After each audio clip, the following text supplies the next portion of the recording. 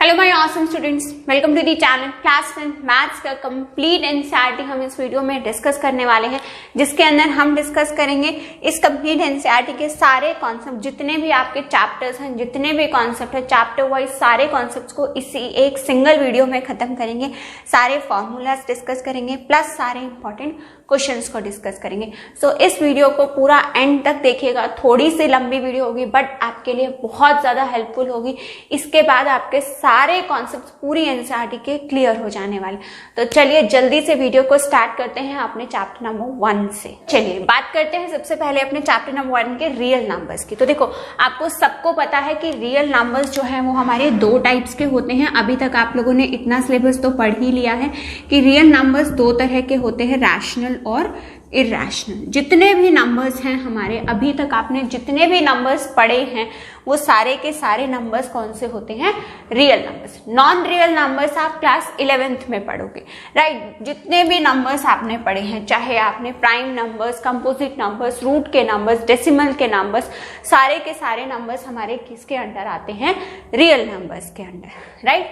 सो सबसे important topic आपका fundamental theorem of arithmetic. इसकी जो स्टेटमेंट है वो आपको लर्न करनी है। स्टेटमेंट आपके पास ये 1 मार्क में भी आ जाती है और कई बार आपके पास 2 मार्क्स में भी आती है, बहुत ज्यादा रिपीट होती है। तो स्टेटमेंट क्या कहती है? एवरी कंपोजिट नंबर मतलब जो भी हमारा कोई भी कंपोजिट नंबर होगा। कंपोजिट नंबर्स कौन से होते हैं? जिनके हमारे पास 2 से ज्यादा फैक्टर्स होते हैं, ठीक है। देखो, प्राइम नंबर्स कौन से होते हैं? जिनके सिर्फ 2 फैक्टर्स होते हैं। जैसे कि मान लीजिए हमारे पास 3 है तो 3 × 1, 2 है, 2 के कितने हैं? 2 × 1, सिर्फ 2 फैक्टर्स, एक वो नंबर खुद और एक हमारा 1। बट कंपोजिट नंबर्स कौन से होते हैं? जिनके हमारे 2 से ज्यादा फैक्टर्स बन सकते हैं। जैसे कि सबसे स्मॉलेस्ट कंपोजिट नंबर क्या होता है हमारा? 4 के बाद 6। तो 4 के फैक्टर्स क्या हो सकते हैं? 2 × 2 × 1। 6 के क्या हो सकते हैं? 2 × 3 × 1। तो 2 से ज्यादा फैक्टर्स बन रहे हैं, 3 फैक्टर्स। तो ऐसे नंबर्स को हम क्या कहते हैं? Composite number. Can be expressed as, इसको हम एक्सप्रेस कर सकते हैं, एक्सप्रेस मतलब इक्वल टू में डाल के इसको लिख सकते हैं as a product of prime numbers. Prime numbers के प्रोडक्ट की फॉर्म में लिखा है हमने, right. And this factorization is unique. और जो ये फैक्टर्स हमने बनाए हैं ना इसके, ये क्या है? यूनिक है। अब यूनिक का मतलब समझो क्या है कि जैसे 4 है तो 4 के फैक्टर्स ना सिर्फ यही हो सकते हैं, 2 × 2 × 1। इसके अलावा कोई भी और फैक्टर्स 4 के नहीं हो सकते। अगर मैं कोशिश करूंगी कुछ और बनाने की, 2 से मल्टीप्लाई करूंगी तो ये नंबर मेरा 4 नहीं रहेगा, ये नंबर मेरा क्या बन जाएगा? 8 बन जाएगा। तो उनका कहने का मतलब क्या है कि हर एक कंपोजिट नंबर को हम प्राइम फैक्टर्स के प्रोडक्ट की फॉर्म में लिख सकते हैं और वो जो फैक्टराइजेशन है वो हमारी यूनिक होती है। Plus apart from the order in which they are written, order matter नहीं करता। मतलब जैसे 4 के लिखे 2 × 2 × 1, 4 को मैं ऐसे लिखूं 1 × 2 × 2, 4 को मैं ऐसे लिखूं 2 × 1 × 2। तो ऑर्डर मैटर नहीं करता, बट जो इनके ये प्राइम फैक्टर्स हैं ये हमारे क्या होने चाहिए? सेम होने चाहिए, राइट। तो स्टेटमेंट समझ में आई, इसको लर्न कर लीजिएगा, ये 1 और 2 मार्क में आपके पास आ जाती है। अब बढ़ते हैं इसके सेकंड कॉन्सेप्ट पर। देखो, HCF और LCM निकालना। अब आपके पास HCF और LCM फाइंड आउट करना आता है 2 नंबर्स का, ठीक है। 2 नंबर्स का कौन से मेथड से? बाय प्राइम फैक्टराइजेशन मेथड से, राइट। इसके 2 कॉन्सेप्ट हैं। एक तो आपको HCF LCM फाइंड आउट करना आता है। सेकंड कॉन्सेप्ट आपके पास किस पर क्वेश्चन आता है? आपके पास HCF × LCM is equal to product of 2 numbers, right? Product of 2 numbers, right. कोई भी 2 नंबर्स हो सकते हैं, A × B, P × Q, कुछ भी 2 नंबर्स लेकर के वो आपको डिनोट करके दिखा सकते हैं एग्जाम में। तो आपको क्या करना है? अगर फर्स्ट कॉन्सेप्ट आता है, आपके पास कैसा क्वेश्चन आएगा? आपके पास अगर स्टैंडर्ड मैथ है तो आपके पास ये क्वेश्चन अल्फाबेट की फॉर्म में आएगा। मतलब कि 2 नंबर्स जो हैं वो आपको ऐसे गिवन होंगे, एक है p² और दूसरा नंबर आपके पास सपोज क्या है? p² × q²। सो सो इसका आपसे HCF और LCM फाइंड आउट करने के लिए बोलेंगे। तो जब आप HCF फाइंड आउट करेंगे ना, तो आपको जो है वो स्मॉलेस्ट पावर लेनी है, स्मॉल पावर ऑफ अल्फाबेट, ठीक है, छोटी पावर, राइट। और LCM निकालते हुए आपको लेनी है इसकी बिग पावर, मतलब इसकी बड़ी पावर लेनी है। देखो कई बार स्टूडेंट्स इस चीज़ में कंफ्यूज हो जाते हैं कि बड़ी किस में लेनी है और छोटी किस में। तो एक छोटी सी ट्रिक आपको बताती हूँ कि हमारे पास L का मतलब क्या होता है, L से क्या होता है, लो, ठीक है, लो होता है ना L, और H से क्या होता है, हाई। तो दोनों ही केसेस में आपको इसकी अपोजिट लेनी है। हाई का अपोजिट क्या होता है, लो, लो का अपोजिट क्या होता है, हाई। तो दोनों ही केसेस में आपको इसकी छोटी अपोजिट पावर लेनी है। सो अब देखो इसका HCF क्या निकलेगा आपके पास, P की पावर देखो, P की पावर देखो, एक अल्फाबेट को एक बारी में लेना, दोनों को साथ में नहीं लेना। P की पावर यहाँ 1 है, P की पावर यहाँ 2 है, तो छोटी कौन सी है, P की पावर 1 स्मॉल है, तो इसलिए P की पावर 1 लिख दिया। और बड़ी क्या है यहाँ पे, P की पावर 2, तो P की पावर 2 लिख दिया। ऐसे ही क्यू की पावर देखोगे अगर, तो क्यू की तो दोनों के पास सेम ही है, अगर सेम होगी तो आपने वो दोनों में ऐड ऑन कर देनी, ठीक है, HCF में भी और LCM। तो ये इसका HCF बन गया, ये इसका LCM बन गया, सिंपल, ठीक है। और अगर नंबर्स के फॉर्म में आता है तब भी मैं आपसे सजेस्ट करूंगी कि उसको पावर्स की फॉर्म में कन्वर्ट करके ही करना, क्योंकि आपके सिलेबस में स्पेशली एनसीईआरटी में ये चीज मेंशन है कि आपको HCF LCM जो है वो पावर्स की फॉर्म में सीखना है, ठीक है जी। आगे बात समझ, चलिए आगे बढ़ते हैं। अब उन्होंने नेक्स्ट कॉन्सेप्ट हमारे पास क्या है, HCF into LCM is equal to product of 2 numbers. अब इसमें क्या करते हैं वो आपको कि 2 नंबर्स आपको दे देंगे, ये आपके पास 4 चीजें हैं, HCF LCM और 2 आपके पास नंबर, टोटल 4 चीजें हैं। 4 में से कोई आपको 3 जो है ना वो गिवन होंगी और 4th टर्म आपसे आंसर में उन्होंने पूछी हुई होगी। जैसे कि सपोज कीजिए अगर आपको वो कह देंगे कि हमारे पास A और B हमारे पास 2 नंबर्स हैं, ऐसे नंबर्स दे दिए, राइट। ऐसे इस टाइप से अल्फाबेट में ऐसे क्वेश्चन बनाते हैं कि इसका जो HCF है वो हमारे पास सपोज कीजिए HCF भी आपको दे देंगे PQ² है, तो इसका LCM फाइंड आउट करके बताइए। तो आप क्या करेंगे, सिंपल यहाँ वैल्यूज पुट करिए, PQ² into LCM find out करना है, A की वैल्यू PQ², B की value P² into Q² and find out करके आंसर निकाल दीजिए, ठीक है जी।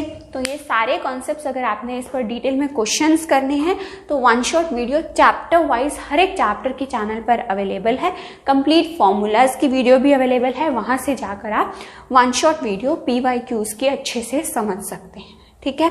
आगे बढ़ते हैं इसके नेक्स्ट कॉन्सेप्ट पर।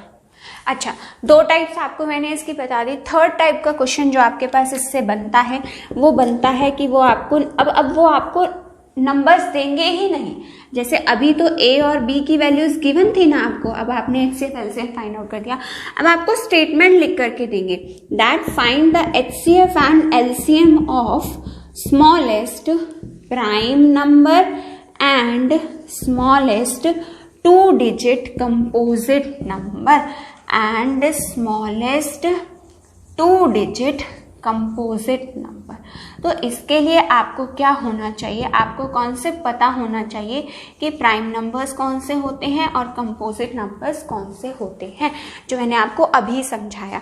तो स्मॉलेस्ट प्राइम नंबर आपको अभी मैंने बताया कि क्या होता है, हमारा 2 होता है, और स्मॉलेस्ट 2 डिजिट कंपोजिट नंबर हमारा कौन सा होता है, 2 डिजिट का बात कर रहा है वो। अभी जो मैंने आपको 4 बताया था, 4 कौन से डिजिट का है, 1 डिजिट का। तो 1 डिजिट की अगर बात करेगा तो 4 होता है, बट अगर 2 डिजिट में अगर हम बात करें तो नंबर कौन सा होता है हमारा, स्मॉलेस्ट कंपोजिट नंबर 10 होता है, राइट। तो बेसिकली आपको क्या करना है, 2 और 10 का आपने क्या निकालना है, HCF और LCM। आपको बहुत इजीली निकालना आता है।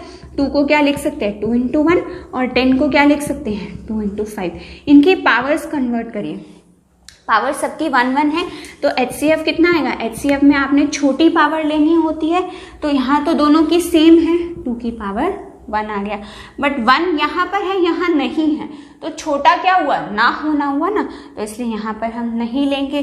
5 की पावर 1 और यहाँ नहीं है, तो नहीं है तो छोटा क्या है, ना होना, तो दैट्स वाई इसको हम यहाँ इंक्लूड नहीं करेंगे। बट एलसीएम लेते हुए मैंने आपको बताया दोनों की इक्वल पावर है, तो इक्वल पावर यहाँ इंक्लूड होगी, और ये दोनों 1 और 5 जो है इनकी दोनों की बड़ी पावर है, तो दैट्स वाई ये हमारी यहाँ पर इंक्लूड हो जाएगी।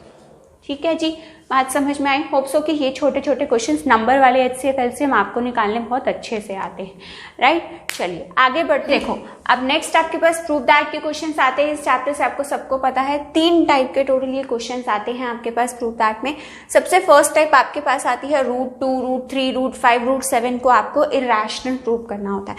तो ये सेम स्टेप्स आपको मैंने सारे स्टेप्स आपको लिख करके बता दिए हैं। फटाफट से वीडियो को पॉज करके ये सारे के सारे स्टेप्स एक बार नोट डाउन कर लीजिए।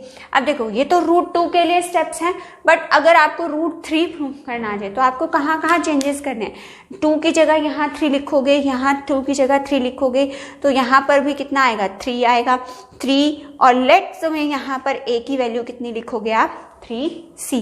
देन जब आप इसकी स्क्वायरिंग करोगे तो 3 का स्क्वायर यहाँ पर कितना आएगा आपके पास, 9 आएगा, राइट। सो यहाँ पर आपके पास जब कैंसिलेशन करोगे तो यहाँ पर आपके पास बचेगा 3c²। मतलब अगर 3 का क्वेश्चन है तो सारा आपने 2 की जगह पे, सारा जहां जहां भी 2 लिखा है उसकी जगह आपने 3 लिखना है। 2 का स्क्वायर अगर 4 आया है तो 3 का स्क्वायर कितना आएगा, 9 आएगा, ठीक है। देन यहाँ पर भी कॉमन फैक्टर क्या आएगा, 3, और कॉमन फैक्टर यहाँ पर भी कितना आएगा, 3, एंड लास्ट में आप क्या लिखोगे, 10 √3 is an irrational number, right. √2, √3, √5, √7 किसी का भी आ सकता है आपके पास, बस आपको 2 की जगह पे वो वाला नंबर लिख देना है जो नंबर उन्होंने आपसे एग्जाम में पूछा है, ठीक है। अच्छा, टाइप 1 तो आपके पास ये हो गई, और टाइप 2 में आपके पास कैसा क्वेश्चन आता है कि आजकल ये भी क्वेश्चन आने लगा है कि √2 - √5 इज एन इरेशनल नंबर। तो इसमें भी आप सेम काम करोगे, एक √2 को आप ऐसे प्रूव करके दिखा दोगे कि √2 is an irrational number. Then next line में आप लिख दोगे similarly √5 is also an irrational number, therefore the given number is also an irrational number, ठीक है। 2 स्टेप्स आपको और एक्स्ट्रा करने हैं। यहां तक करने के बाद आपको लिखना है therefore √5 is also an irrational number and hence √2, √5 is an irrational number, ठीक है। तो ये चीज ध्यान रखना कि इरेशनल नंबर के अंदर आप कुछ भी प्लस या माइनस करते हो तो वो नंबर आपका कैसा रहता है, इरेशनल ही रहता है, राइट। अब बात करते हैं इसके टाइप 3 के कि टाइप 3 पर क्वेश्चन कैसे बनता है। टाइप नंबर 3 में आपके पास कैसा क्वेश्चन आता है कि prove that this is an irrational number. अगर ऐसा क्वेश्चन आता है जिसमें आपको एक नंबर रूट में दिया है, एक ऐसे ही दिया है, तब आपको ये वाले स्टेप सारे फॉलो अप करने हैं। फटाफट से इन स्टेप्स को भी नोट डाउन कर लीजिए सो दैट कि आप एग्जाम में प्रॉपर लिख भी सके, बिकॉज इस क्वेश्चन में आपको रिटन सेंटेंसेस आपके करेक्ट होने चाहिए, तभी आपको जो है वो इसके पूरे मार्क्स मिलते हैं।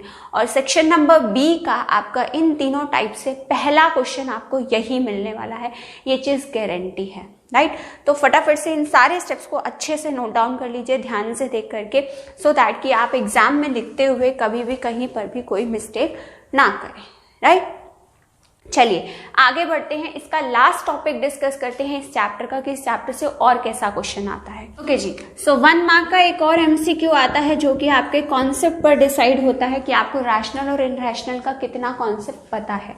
जैसे कि आपको 4 नंबर्स दे देते हैं ऑप्शन में, √4, ठीक है, √5, देन आपके पास थर्ड ऑप्शन उन्होंने दे दिया 2√3, और फोर्थ ऑप्शन आपको वो इस तरह से दे देंगे कुछ भी 4 + 2√5, और वो आपसे पूछेंगे कि इनमें से बताओ कौन सा नंबर इरेशनल नहीं है, which number is not an irrational number. Not irrational की बात करेंगे तो देखो ये तो आपने पढ़ा ही है कि ये रैशनल होता है, ठीक है।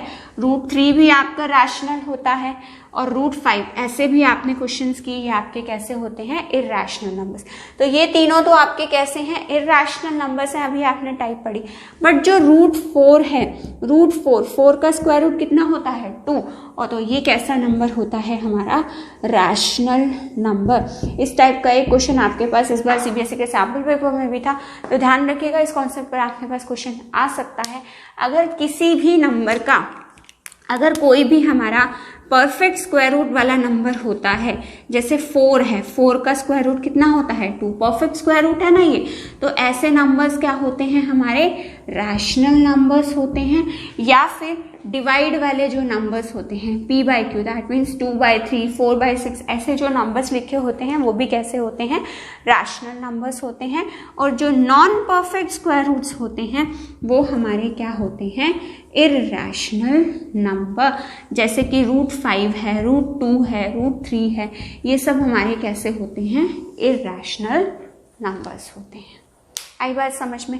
चलिए ये चैप्टर नंबर 1 यहाँ पर डन है, आगे बढ़ते हैं चैप्टर नंबर 2 पर। सो चलिए चैप्टर नंबर 2 की अगर मैं बात करूँ पॉलिनोमियल की, तो पॉलिनोमियल्स के चैप्टर में आपको इस चैप्टर के अंदर सिर्फ और सिर्फ आपको क्वाड्रेटिक पॉलिनोमियल्स के बारे में पढ़ना है। क्वाड्रेटिक पॉलिनोमियल्स कौन से होते हैं, जिनकी हाईएस्ट डिग्री जो है वो आपकी क्या होती है, 2 होती है। हाईएस्ट डिग्री 2 होती है। इसकी स्टैंडर्ड फॉर्म की अगर मैं बात करूं तो इसकी स्टैंडर्ड फॉर्म हमारी क्या होती है, ax² + bx + c। ठीक है, इक्वल टू 0 नहीं होता, ये ध्यान रखना। मतलब जो x की, जो वेरिएबल की जो हाईएस्ट डिग्री होती है ना, तो वो क्या होती है हमारी 2। डिग्री मतलब पावर, जो हाईएस्ट पावर होती है उसको हम क्या बोलते हैं, degree. That should be equal to 2। अगर वो 1 होगी तो उसको हम लीनियर बोलेंगे, जो हम 3rd चैप्टर में पढ़ेंगे। फॉर एग्जाम्पल अगर ऐसे लिखा है ax + b, तो इसकी हाईएस्ट डिग्री कितनी है, इसकी हाईएस्ट पावर कितनी है, 1 है, तो इसको हम बोलते हैं लीनियर। ऐसे ही आगे भी फर्दर आपके पास होती है क्यूबिक। क्यूबिक में क्या होगा, हाईएस्ट पावर कितनी होगी, 3। अगर क्वाड्रेट, उसके बाद अगर हम बात करें पावर 4 की, तो वो हमारे पास उसका कुछ और नाम होता है। तो उतना सब आपको करने की जरूरत नहीं है, आपको सिर्फ और सिर्फ अपने क्वाड्रेटिक पॉलिनोमियल पर फोकस करना है। देखो ये भी आपकी क्वाड्रेटिक पॉलिनोमियल है, ध्यान रखना, ax² + c, क्योंकि इसकी हाईएस्ट पावर 2 है, तो यहाँ पर b की वैल्यू जो है ना, b की वैल्यू वो क्या है हमारी यहाँ पर 0 है। a की वैल्यू a है, c की वैल्यू c है, बट b की वैल्यू क्या है यहाँ पर 0 है, बिकॉज x यहाँ पर मिसिंग है। ऐसे ही अगर मैं लिख दूं ax² + bx, तो भी यहाँ पर आपके पास c की वैल्यू 0 होगी, बट ये आपकी क्वाड्रेटिक इक्वेशन रहेगी। ठीक है, तो भी आपकी ये क्वाड्रेटिक पॉलिनोमियल रहने वाला है।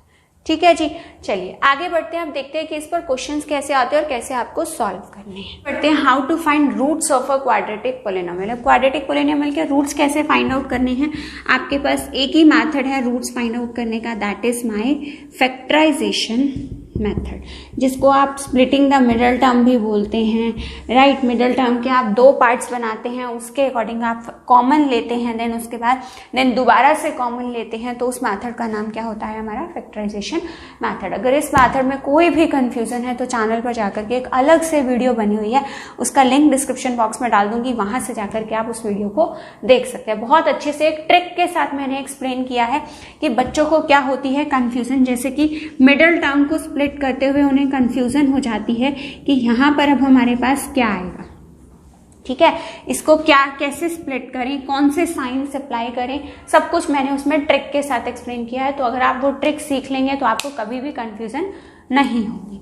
राइट, ओके, तो अब हमने क्या सीखा कि क्वाड्रेटिक पॉलिनोमियल है तो जितनी हाईएस्ट डिग्री होती है उतने ही नंबर ऑफ उसके क्या होते हैं, हमारे जीरोस होते हैं। सॉरी, यहाँ पर हम इस चीज को रूट्स नहीं बोलते, क्वाड्रेटिक पॉलिनोमियल के केस में इसका जो नाम होता है that is my zeros. Right, तो ये कंफ्यूजन और ये गलती नहीं करनी है। तो जीरोस जो है हमारी 2 जीरोस होंगी, क्योंकि हाईएस्ट डिग्री 2 होती है, इसलिए एक को हम बोलते हैं अल्फा और एक को हम क्या बोलते हैं, बीटा। बट जनरली आपके पास एग्जाम में इसका नाम चेंज होके भी आ जाता है। कई बार अल्फा बीटा की जगह वो इसको m और n से भी डिनोट कर देते हैं, कई बार वो इसको p और q से भी डिनोट कर देते हैं। ऐसे स्टेटमेंट बना देते हैं, if m and n are the zeros of the quadratic polynomial then find out the value of 1/m + 1/n। ठीक है, तो आपको क्या करना है, आपको पता है m और n क्या है, इसकी जीरोस हैं, तो आपको फैक्टराइजेशन मेथड अप्लाई करके अपनी जीरोस फाइंड आउट करनी है, m और n की वैल्यूज निकालनी है, या अल्फा बीटा की या p और q की वैल्यूज निकालनी है। देन जो भी आपके पास मैथमेटिकल नंबर आएगा वो वैल्यू आपको यहाँ पर पुट कर देनी। सपोज m की 2 आती है, n की 3 आती है, तो वैल्यूज पुट कर दीजिए, आपके पास क्या आ जाएंगी, इसकी जीरोस आ जाएंगी। ठीक है, आगे बात समझ में। देन उसके बाद आपके पास एक कॉन्सेप्ट आता है सम ऑफ जीरोस और product of zeros, right, sum and product of zeros.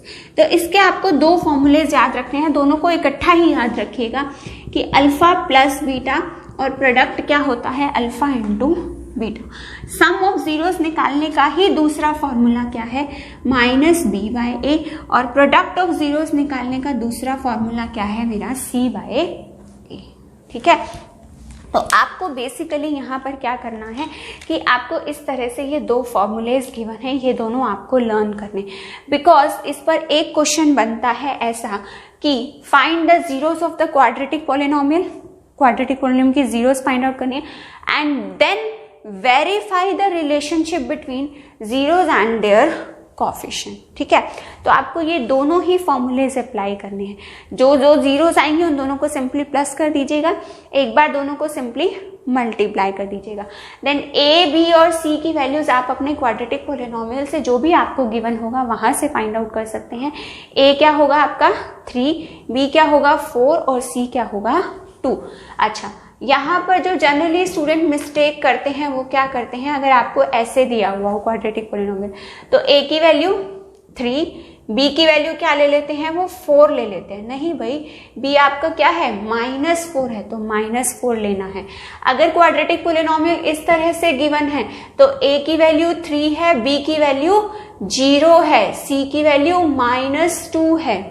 ठीक है, अगर क्वाड्रेटिक पोलिनोमियल ऐसे गिवन है 2x + 3x² + 2, तो a की वैल्यू 2 नहीं है, a की वैल्यू क्या है 3 है, बिकॉज जो x² के साथ लिखा होता है वो वैल्यू होती है।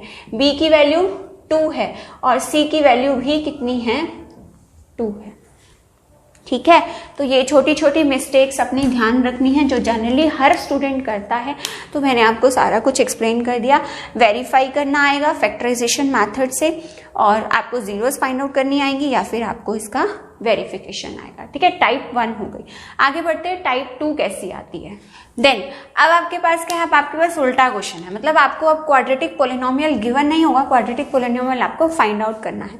सम और प्रोडक्ट जीरोस का जो है वो आपको गिवन होगा। ठीक है, आपकी एक्सरसाइज 2.2 का आपका सेकंड क्वेश्चन है, वो क्वेश्चन बहुत अच्छे से अटेम्प्ट कर लीजिएगा।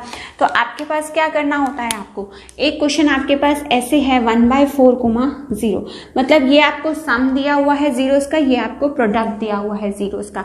तो सम का फॉर्मूला अभी मैंने आपको क्या बताया, -b/a, और प्रोडक्ट का फॉर्मूला क्या होता है हमारा, c/a। ठीक है जी, तो -b/a, इसकी वैल्यू पुट करिए 1/4, और ये कितना गिवन है आपको, प्रोडक्ट कितना गिवन है आपको, 0 गिवन है। डिनोमिनेटर में कुछ नहीं है तो मैंने 1 ऐड ऑन कर दिया। अब देखो, अब दोनों के डिनोमिनेटर चेक करो, a की वैल्यू 4 आ रही है, यहाँ से a की वैल्यू 1 आ रही है, तो एक ही पोलिनोमियल के लिए 2 अलग अलग वैल्यूज तो नहीं हो सकती, इसीलिए इसको भी मुझे 4 बनाना पड़ेगा। 4 बनाने के लिए इसको भी 4 से मल्टीप्लाई और इसको भी 4 से मल्टीप्लाई, तो 4 × 0 0 एंड 1 × 4 कितना हो गया हमारे पास, 4 हो गया। सो नाउ कंपेयर करो, a की वैल्यू कितनी हो गई अब आपके पास, a will be equal to 4 and b ध्यान से निकालना, b गलती करते हैं बच्चे, माइनस साइन छोड़ देते हैं। b की वैल्यू आपकी 1 नहीं है, b की वैल्यू आपकी कितनी है, -1 है, और c की वैल्यू कितनी है आपकी, 0 है, राइट। सो अब आपके पास क्वाड्रेटिक पोलिनोमियल क्या होता है, ax² + bx + c, तो सिंपली वैल्यूज पुट कर दीजिए, आंसर आ जाएगा 4x², b की -1, तो -1 × x + c की 0, सो आंसर कितना आ गया हमारे पास, 4x² - x। ठीक है, this is going to be my type 2। ठीक है, अच्छा टाइप 3 आपके पास कैसी आती है कि आपको जो है ना ऐसे क्वेश्चन गिवन होता है, if one of the zeros, आपके पास दो जीरोस हैं अल्फा कोमा बीटा, ठीक है, one of the zeros is reciprocal of another, दूसरी की क्या है वो रेसिप्रोकल है, मतलब रेसिप्रोकल का मतलब ये इसकी उल्टी है, राइट। तो आंसर कितना आ गया यहाँ पे 1। या फिर ऐसे गिवन होता है one of the zeros is 6 times of the another zero, तो वहां से आपको बोलते हैं कि वहां से आप इसका जो है क्वाड्रेटिक पॉलिनोमियल फाइंड आउट करके बता दो। तो उस क्वेश्चन को भी बहुत अच्छे से प्रिपेयर कर लीजिएगा, राइट। सारे क्वेश्चंस की वीडियोस चैनल पर अवेलेबल हैं, वहां से आप जा करके चैप्टर वाइज अगर वन शॉट वीडियो आप पॉलिनोमियल के देखेंगे तो आपको ये सारे क्वेश्चंस वहां पर डिटेल में अच्छे से मिल जाएंगे, राइट। चलिए आगे बढ़ते चैप्टर नंबर 3 पर, pair of linear equation in 2 variables. 3 की pair of linear equations in 2 variables, आपको सबको पता है कि इसके अंदर हमारे पास 2 लीनियर इक्वेशंस गिवन होंगी क्योंकि पेयर की बात की है उन्होंने, और वेरिएबल्स कितने होंगे आपके पास 2 वेरिएबल्स होंगे, ठीक है। तो सबसे पहली चीज आपको इक्वेशन की स्टैंडर्ड फॉर्म पता होनी चाहिए। स्टैंडर्ड फॉर्म क्या होती है, a1x plus b1y plus c1 is equal to 0, और दूसरी क्या होती है a2x plus b2y plus c2 is equal to 0, right. ये स्टैंडर्ड फॉर्म आपको क्यों पता होनी चाहिए, बिकॉज ये जो आपका नेक्स्ट टॉपिक है, जो आपका हर साल 1 मार्क का MCQ क्वेश्चन आता है आपके पास, वहां पर आपको ये चीज हेल्प करने वाली है, ठीक है। स्टैंडर्ड को ध्यान से देखो, बच्चे यहाँ हमेशा गलती करते हैं। x के साथ जो वैल्यू लिखी है that is my a1, y के साथ जो वैल्यू लिखी है दैट इज माई b1, और ये क्या है c1 जो किसी के साथ नहीं लिखी, ठीक है। जैसे देखो सपोज अगर डायरेक्ट ऐसे इक्वेशन आती है तब तो बच्चे इजीली फिगर आउट कर लेते हैं कि ये a1 है, ये a2 है, ये हमारा c1 है। बट अगर एग्जाम में क्वेश्चन आपको ऐसे लिख करके आ गया तो आपको ध्यान रखना है कि this is not your a1, ये आपका a1 नहीं है, ये आपका क्या है b1 है, ठीक है, बिकॉज ये y के साथ वैल्यू लिखी है, और ये आपका क्या है a1, और ये क्या है आपका c1। सेकेंड चीज, अगर यहाँ पर -3 दिया है तो c1 की वैल्यू 3 नहीं लिखोगे, c1 की वैल्यू क्या लिखोगे -3 लिखोगे, ठीक है। अगर यहाँ पर इक्वेशन ऐसे लिखी है 2k into x minus 1 plus 3k into y minus 1 plus k minus 2 is equal to 0, ठीक है। तो यहाँ स्टूडेंट्स क्या करते हैं कि सिंपल 2 को a1 मान लेते हैं। 2 नहीं है आपका ये पूरा जो है ना, ये पूरा जो आगे पूरा लिखा होता है एक्स वाई के साथ, वो पूरा आपका क्या बनता है, वो पूरा आपका a1 बनता है। तो ये 2k a1 होगा, 3k b1 होगा, और c1 कितना होगा k माइनस 2, राइट। तो ये सारा कुछ आपको हेल्प करने वाला है आपके type of solutions find out करने में। टेबल 3.1 न्यू बुक में और टेबल 3.4 आपकी ओल्ड बुक में, उस टेबल को अच्छे से याद कर लीजिएगा, बिकॉज उस पर आपका MCQ बनना ही बनना है, ठीक है। तो 2 तरह के सॉल्यूशंस होते हैं, सॉल्यूशंस फाइंड आउट करने के लिए बोलता है, या फिर कई बार आपको दे देता है कि ये लाइंस पैरेलल हैं तो इसमें x और y की वैल्यू फाइंड आउट करो। तो वो सारा कुछ आप कब कर सकते हो, जब आपको सॉल्यूशंस वाली वो टेबल अच्छे से पता होगी। 2 तरह के सॉल्यूशंस होते हैं, कंसिस्टेंट और inconsistent. Then further consistent solution 2 तरह के होते हैं, यूनिक सॉल्यूशन या फिर इनफाइनाइट मैनी सॉल्यूशंस। बट अगर मैं इनकंसिस्टेंट की बात करूँ तो वो एक ही होता है, that is my no solution, ठीक है। तो इनके लिए हमारे पास कंडीशंस हैं। यूनिक सॉल्यूशंस में हम एक और चीज़ भी बोलते हैं कि लाइंस हमारी कैसी होंगी, इंटरसेक्टिंग लाइंस होंगी, ठीक है। इनफाइनाइट मैनी सॉल्यूशन के लिए लाइंस कैसी होती हैं, आपस में कोइंसिडेंट लाइंस होती हैं, और नो सॉल्यूशन में लाइंस कैसी होती हैं, हमारी पैरेलल लाइंस होती हैं, ठीक है। और इनकी जो तीनों कंडीशंस हैं वो आपको याद करनी है। यूनिक सॉल्यूशन में कंडीशन क्या होती है, a1 by a2 is not equal to b1 by b2। Then infinite many solution के लिए कंडीशन क्या होती है, a1 by a2 is equal to b1 by b2 is equal to c1 by c2। और no solution में हमारे पास condition क्या होती है कि a1 by a2 is equal to b1 by b2 but not equal to c1 by c2। तो ध्यान रखना कि यूनिक सॉल्यूशन में पहली 2 वैल्यूज इक्वल नहीं होती, बट नो सॉल्यूशन में पहली 2 वैल्यूज हमारी इक्वल होती हैं, ठीक है। तो कई बार एक कंडीशन ऐसी भी बन जाती है कि तीनों ही नॉट इक्वल होते हैं, तो बच्चे वहाँ कंफ्यूज हो जाते हैं कि अब इसका यूनिक सॉल्यूशन लिखें या नो सॉल्यूशन लिखें, क्योंकि पहली दो आपकी नॉट इक्वल आ रही है ना। ऐसे भी आ सकता है कई बार आपके पास, तो आपको पहली दो पर फोकस करना है कि पहली दो अगर नॉट इक्वल आ रही है तो यूनिक सॉल्यूशन, पहली दो अगर इक्वल आ रही हैं तो आपके पास नो सॉल्यूशन। तो 1 नंबर का आपका एमसीक्यू क्वेश्चन जो है वो यहाँ से गारंटेड बनेगा ही बनेगा। ठीक है, आगे बात करते हैं इसके टाइप 2 किसी और किस टाइप का क्वेश्चन इस चैप्टर से आता है। नेक्स्ट देखिए, अब अगर हमको इसका सॉल्यूशन फाइंड आउट करना हो दो लीनियर इक्वेशंस का, ठीक है, अभी तक हमने सिर्फ इतना सीखा कि लाइंस पैरेलल होंगी, कितने सॉल्यूशंस होंगे, बट एक्चुअली सॉल्यूशन होंगे क्या, एक्चुअली वैल्यू क्या होगी। सॉल्यूशन का मतलब क्या होता है कि एक्चुअली हम x की वैल्यू फाइंड आउट करना चाह रहे हैं और एक्चुअली हम किसकी वैल्यू फाइंड आउट करना चाह रहे हैं, y की। ठीक है, तो that is called my solution, right. तो सॉल्यूशन फाइंड आउट करने के हमारे पास 3 मेथड हैं, सब्स्टिट्यूशन, एलिमिनेशन और ग्राफिकल। ग्राफिकल से क्वेश्चन बहुत कम आता है, बट क्योंकि ये आपने 9th क्लास में सीखा हुआ है, तो ज़्यादातर क्वेश्चन आपके पास आएगा सब्स्टिट्यूशन और एलिमिनेशन से। बट स्टिल एक क्वेश्चन जो है वो आप ग्राफिकल का भी प्रैक्टिस कर लीजिएगा, सो दैट कि आपको जो है अच्छे से कॉन्सेप्ट पता हो किसी भी टॉपिक का कि आप कौन सा क्वेश्चन करने वाले, राइट। सो एलिमिनेशन और सब्स्टिट्यूशन मेथड का एक एक क्वेश्चन आपको बता रही हूँ, और आपको ये भी बता रही हूँ कि अगर आपके पास स्टैंडर्ड मैथ है तो आपके पास जो ये क्वेश्चन है वो आपके पास रूट की फॉर्म में आने वाला है, मतलब जैसे √2x + √3y = 6। ठीक है, ऐसे आपको 2 लीनियर इक्वेशंस गिवन होंगी, वहाँ से आपको इसके सॉल्यूशंस फाइंड आउट करने हैं। और आपको पता है कि दोनों से ही आंसर जो है वो सेम आता है, राइट। तो चलिए एक एक क्वेश्चन दोनों का सॉल्व करते हैं। ये अगर 2 हमारे पास लीनियर इक्वेशंस हैं तो फ्रॉम इक्वेशन नंबर 1 हम क्या करेंगे, x की वैल्यू फाइंड आउट करेंगे। मतलब कि यहाँ से देखो √2x = ये √3y प्लस में है, इक्वल्स टू के उस तरफ जा कर के किसका हो जाएगा, हमारा माइनस का। ठीक है, देन √2 इधर मल्टीप्लाई हो रहा है, तो यहाँ से x की वैल्यू क्या आ जाएगी, ये इधर जा कर के हमारा डिवाइड हो जाएगा। तो x = -√3/√2 × y, और इसी वैल्यू को हम अपनी इस इक्वेशन में पुट कर देंगे। Put the value in equation number 2। ठीक है, तो हमारे पास क्या आ गया, √3 को एज इट इज लिखेंगे, x की जगह पर क्या लिखेंगे, -√3/√2 × y, then -√8y, this is equal to 0। ठीक है, सो नाउ √3 को √3 से मल्टीप्लाई करेंगे तो 3y/√2, then -√8y, this is equal to 0। ठीक है जी।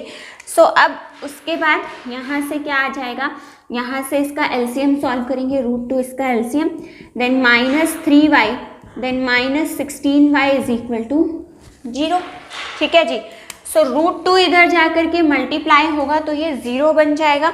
सो थोड़ा सा इसका पार्ट यहाँ ऊपर कर रही हूँ, -3y -√16y = 0, राइट। अब आपको क्या करना है, y को लेना है कॉमन, -3 -√16 = 0। सो ये जो वैल्यू है ये इधर मल्टीप्लाई हो रही है, इधर जा कर के इसके साथ क्या हो जाएगी, डिवाइड हो जाएगी, तो आंसर कितना आ जाएगा हमारा 0। ठीक है, सिमिलरली आप यही y की वैल्यू अगर 0 यहाँ पर पुट करोगे, तो 0 अगर यहाँ पर पुट करोगे तो कंप्लीट आंसर, 0 को किसी भी वैल्यू से मल्टीप्लाई करो तो आंसर कितना आता है, 0 आता है। तो ये आपका पूरा 0 हो गया। ठीक है, बहुत इंपॉर्टेंट क्वेश्चन है, बच्चे इस क्वेश्चन में बहुत गलतियाँ करते हैं, इसलिए मैंने इस क्वेश्चन को पिक किया। ठीक है, नेक्स्ट बात करते हैं एलिमिनेशन मेथड की। तो अब देखो एलिमिनेशन मेथड में हमें क्या करना होता है, हमें करने होते हैं कोएफिशिएंट इक्वल। ठीक है, तो कोएफिशिएंट इक्वल करने के लिए क्या करते हैं, हम अपोजिट कोएफिशिएंट से करते हैं मल्टीप्लाई।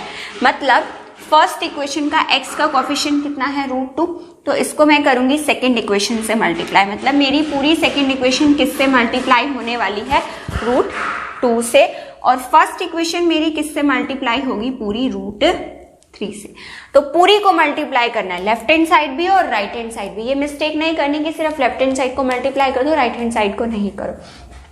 तो √3 को √2 से करेंगे √6x आएगा, देन प्लस √3 को √3 से करेंगे 3y आएगा, this is equal to 0। Similarly इस वाली इक्वेशन को जब हम √2 से मल्टीप्लाई करेंगे तो √2 को √3 से करेंगे √6x, देन √8y से करेंगे तो √16y, this is equal to 0। Then multiplication के बाद सेकेंड स्टेप आपको ध्यान रखना है, आपको करने हैं साइन चेंज। मीन्स जो वैल्यू आपकी प्लस की है वो माइनस की हो जाएगी, जो माइनस की है वो किसकी हो जाएगी, प्लस की। तो ये कैंसल आउट हो गए, तो यहां से क्या बचा 3y plus √16y। Now take out y is common और अंदर क्या रह जाएगा आपके पास 3 plus √16, this is equal to 0। Now again ये वैल्यू मल्टीप्लाई हो रही है, यहां नीचे जा करके डिवाइड हो जाएगी, तो y is equal to 0 upon this, तो y की वैल्यू कितनी आ गई हमारी 0 आ गई। अब इसी y की वैल्यू 0 को आप फर्स्ट में या सेकंड किसी भी इक्वेशन में पुट कर दीजिए, आंसर कितना आएगा √6x प्लस 3y। y की जगह क्या रखना है हमें 0, 3 को 0 से मल्टीप्लाई करेंगे 0, this is equal to 0। Then √6x is equal to 0। So ये जो √6 मल्टीप्लाई हो रहा है ये इसके साथ नीचे जाकर डिवाइड हो जाएगा, so x will be equal to 0 again. ठीक है जी, तो ये सब्स्टिट्यूशन और एलिमिनेशन मेथड का एक क्वेश्चन आपका कंफर्म्ड आने वाला है, तो अच्छे से प्रैक्टिस कर लीजिएगा। चलिए आगे बढ़ते हैं, इसके स्टेटमेंट बेस्ड क्वेश्चंस देखते हैं। स्टेटमेंट बेस्ड क्वेश्चंस कैसे आते हैं? स्टेटमेंट बेस्ड क्वेश्चंस के लिए जो मोस्ट रिपीटेड हमारे पास क्वेश्चन होता है आपके एनसीईआरटी में फ्रैक्शन का क्वेश्चन है, कि एक फ्रैक्शन है वो उसमें अगर हम न्यूमिनेटर में कुछ प्लस या माइनस कर दे तो वो फ्रैक्शन ये बन जाती है, उस टाइप का क्वेश्चन है। देन आपके पास एज से रिलेटेड क्वेश्चन आता है कि रोहन की एज इतनी है, उसके फादर और सन की एज के बीच में ऐसे रिलेशन है, तो ये क्वेश्चंस आपको बहुत अच्छे से प्रैक्टिस करने हैं। देन एक आपके पास स्पीड वाला क्वेश्चन आता है कि स्पीड ऑफ ट्रेन के बीच में दो ट्रेन्स के बीच का स्पीड का दिया होता है, वो भी आ सकता है क्वेश्चन आपके पास। एक आपके पास क्वेश्चन है लाइब्रेरी का, कि लाइब्रेरी में कुछ एडिशनल चार्ज लगता है, एक फिक्स चार्ज है। इसी तरह से लाइब्रेरी के ही टाइप का आपके पास एक टैक्सी का क्वेश्चन है। ठीक है, तो ये मैंने आपको बताया मोस्ट रिपीटेड क्वेश्चंस, बट मैं फिर भी सजेस्ट करूंगी कि आप इन क्वेश्चंस की ज्यादा प्रैक्टिस करिएगा, क्योंकि हो जाता है कई बार कि इन क्वेश्चंस के अलावा भी आपको कोई और क्वेश्चन देखने को मिल जाता है, तो जितनी ज्यादा आपने इनकी प्रैक्टिस की होगी उतना आपके लिए क्वेश्चन निकालना इजी होगा। ठीक है जी, चलिए आगे बढ़ते हैं अब अपने चैप्टर नंबर 4 पर, क्वाड्रेटिक इक्वेशन पर। नंबर 4 की बात करते हैं। चैप्टर नंबर 4 जो है ना आपका, वो चैप्टर नंबर 2 से ही रिलेटेड है, राइट। देखो वहां पर आपने स्टैंडर्ड फॉर्म क्या करी थी पोलिनोमियल की, ax² + bx + c। ठीक है, रिवाइज करो, अभी जो मैंने आपको लिखवाया बस c तक थी, इक्वल्स टू 0 नहीं था। अगर हम इक्वल्स टू 0 लगा देते हैं तो पोलिनोमियल हमारा किस में कन्वर्ट हो जाता है, इक्वेशन में। सेम चीज वहां पर थी, क्वाड्रेटिक पोलिनोमियल पढ़ने थे, हाईएस्ट डिग्री 2 थी। सेम चीज यहाँ पर है, जो आपको क्वेश्चंस करने हैं वो सिर्फ हाईएस्ट डिग्री 2 के क्वेश्चंस करने हैं। ठीक है, उससे ज्यादा आपको नहीं करने। सेम चीज आपको मैंने वहां पर बताई थी कि क्योंकि 2 डिग्री है तो नंबर ऑफ जीरोस भी कितनी हो सकती है, मैक्सिमम 2। सेम चीज यहाँ पर है कि नंबर ऑफ रूट्स, इसको हम यहाँ पर इस चैप्टर में रूट्स बोलते हैं जीरोस की जगह पर, तो रूट्स भी हमारे मैक्सिमम कितने होंगे, 2। और उन दोनों रूट्स को जो है हम नाम देते हैं, क्या देते हैं, अल्फा कोमा बीटा।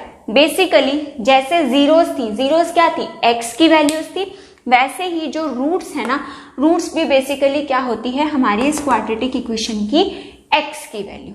ठीक है, राइट। तो उसमें हमारे पास जो जीरोस निकालने के 2 मेथड थे। पहला क्या था, फैक्टराइजेशन मेथड, सेम यहाँ पर है, डिटेल में चैनल पर वीडियोस अवेलेबल है, वहां से जाकर के समझ लीजिएगा अगर नहीं आता है तो, मिडल टर्म को स्प्रेड करके। देन सेकेंड मेथड क्या था वहां पर, ग्राफिकल मेथड। यहाँ पर हमारे पास क्या है, उसकी जगह पर क्वाड्रेटिक फॉर्मूला। क्वाड्रेटिक फॉर्मूला की ये आपके पास वैल्यूज हैं, x is equal to -b plus minus √b² - 4ac/2a। ठीक है, आपको यहाँ से a, b और c की करेक्ट वैल्यू निकालनी है और यहाँ पर पुट करनी है, आपके पास 2 रूट्स आ जाएंगे, राइट। करेक्ट वैल्यू से मेरा क्या मतलब है, जो मिस्टेक्स आपको मैंने वहां बताई सेम यहाँ पर है। ध्यान रखना है कि x² के साथ जो वैल्यू है वो एक ही होती है, x के साथ जो वैल्यू है वो b है और c हमारा कांस्टेंट पार्ट होता है। अगर उन्होंने ऐसे लिख करके दे दिया ना bx plus a x square plus c is equal to 0, means उन्होंने ऐसे लिख दिया 3x plus 4x square plus c is equal to 0, तो इसको a नहीं लेना, ये क्या है मेरा b है, क्योंकि ये x का कोएफिशिएंट है। ठीक है जी, आगे बात समझ में? ठीक है, अगर उन्होंने सिंपल ये इक्वेशन दे दी 4x square plus 3 is equal to 0, तो इसको तो आप a लिखोगे क्योंकि ये x स्क्वायर का कोएफिशिएंट है, और इसको आप b नहीं लिखोगे, इसको आप क्या लिखोगे c इज इक्वल टू 3। और साथ में साइंस का भी ध्यान रखना है, अगर ये वैल्यू माइनस की है तो c भी किसका होगा, माइनस का होगा। ठीक है, तो यहां से आपके पास दो रूट्स आ जाएंगे, अल्फा कोमा बीटा। एक क्वेश्चन कंफर्म्ड आपके पास ये आने वाला है। अच्छा, अब आजकल जो है वो क्वेश्चन डायरेक्ट नहीं आता कि find the roots of this quadratic equation, नहीं, वो आपसे क्वेश्चन को थोड़ा सा घुमाकर पूछते हैं। क्या बोलते हैं, if alpha and beta are the roots of quadratic equation then find the value of 1 by alpha plus 1 by beta. इसको वे एग्जाम में अल्फा बीटा भी बोल सकते हैं, mn भी बोल सकते हैं, pq भी बोल सकते हैं। तो आपको कंफ्यूज नहीं होना, आपको क्या करना है, सिंपल अपने रूट्स फाइंड आउट कीजिए जिस मेथड से एक अल्फा की वैल्यू आएगी एक बीटा की। दो बार क्वेश्चन सॉल्व होगा, एक बार प्लस को लेकर के, एक बार माइनस को लेकर के। अल्फा और बीटा की वैल्यूज यहाँ पुट करिए, एलसीएम निकालिए और क्वेश्चन को खत्म करिए। ठीक है जी, आगे बात समझ में? अच्छा, एक कंफर्म क्वेश्चन आपको ये बता दिया। देन दूसरा कंफर्म्ड क्वेश्चन आपके पास जो क्वाड्रेटिक फॉर्मूला से आएगा वो आपके पास आएगा कि डिस्क्रिमिनेंट फाइंड आउट करो और उसका नेचर बताओ। तो डिस्क्रिमिनेंट के लिए क्या फॉर्मूला है, b square minus 4ac is equal to d. ठीक है, अब डिस्क्रिमिनेंट निकालने के बाद आपको उसका नेचर चेक करना है। नेचर कैसे चेक होगा, अगर d 0 के इक्वल है तो दैट मीन्स रूट्स कैसे होंगे, real and equal. d greater than 0 है तो रूट्स कैसे होंगे, real and distinct. d is less than 0 तो दैट मीन्स वहां पर कोई भी रूट नहीं होगा। दोनों इक्वल मतलब क्या हुआ कि x की दोनों सेम वैल्यूज आएंगी। ठीक है, x is equal to 2 and x is equal to 2। Distinct का मतलब क्या हुआ कि x की वैल्यू 2 आएगी और एक x की वैल्यू -2 आएगी, 3 आएगी, 4 आएगी, कुछ भी आ सकती है, दोनों वैल्यूज अलग अलग आएंगी। बेसिकली रूट्स का मतलब क्या है कि x की वैल्यू क्या है। ठीक है, देन d लेस देन 0 आता है तो दैट मीन्स हमारा कोई भी रूट एग्जिस्ट नहीं है। आगे बात समझ में? एक क्वेश्चन ये कंफर्म्ड हो गया, दो क्वेश्चंस हो गए, डिस्क्रिमिनेंट और नेचर पूछेंगे आपसे रूट्स का। देन थर्ड क्वेश्चन जो कंफर्म्ड आपके पास आता है वो आता है, आपको गिवन होता है एग्जाम में, that the roots are real and equal, then find out the value of the k। आपसे एक ऐसे क्वाड्रेटिक इक्वेशन दे देंगे, kx square plus 2kx plus 3 is equal to 0। Random equation ली है ये मैंने, रियल नहीं है। ठीक है, हो सकता है इससे आपके रूट्स इक्वल आए या ना आए, बट आपको समझाने के लिए बता रही हूँ कि वो कहेंगे कि रूट्स इसके रियल एंड इक्वल हैं तो k की वैल्यू फाइंड आउट करो। तो क्या करोगे, d निकालोगे, उसको किसके इक्वल पुट करोगे, 0 के, एंड देन आप उसको किसके लिए सिंप्लीफाई कर लोगे, k के। ठीक है, सारे क्वेश्चन सारे चैप्टर्स की पीवाईक्यू सीरीज बनी हुई है, कोई भी डाउट हो वहां से जाकर के चैप्टर को डिटेल में समझ लीजिए। अच्छा जी, अब बात करते हैं इसके स्टेटमेंट बेस्ड क्वेश्चंस की कि इस चैप्टर से स्टेटमेंट बेस्ड क्वेश्चंस कैसे आते हैं। अगेन सेम क्वेश्चंस हैं जो आपके पास उसी के थे कि स्पीड ऑफ ट्रेन वाले क्वेश्चंस आते हैं। ठीक है, अपस्ट्रीम और डाउनस्ट्रीम वाला क्वेश्चन आता है आपके पास। हालांकि ये टॉपिक आपके सिलेबस से रिलेटेड है, बट स्टिल आपके पास ये क्वेश्चन आपको एग्जाम में देखने को मिल सकता है। ठीक है, देन थर्ड क्वेश्चन आपके पास एज वाला क्वेश्चन आता है।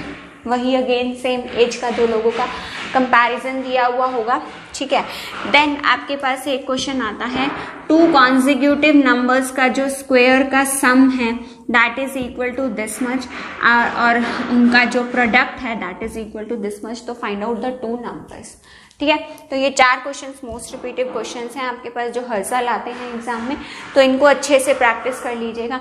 हम अब आगे बढ़ रहे हैं चैप्टर नंबर 5 पर। चलिए अब बात करते हैं अपने चैप्टर नंबर 5 की अर्थमेटिक प्रोग्रेशन की। सबको आपको पता है कि अर्थमेटिक प्रोग्रेशन का हमारा सीक्वेंस क्या होता है। फर्स्ट टर्म क्या होती है, a, then a plus t, then a plus 2d, then a plus 3t। ठीक है, ए को क्या बोलते हैं हम अपनी फर्स्ट टर्म।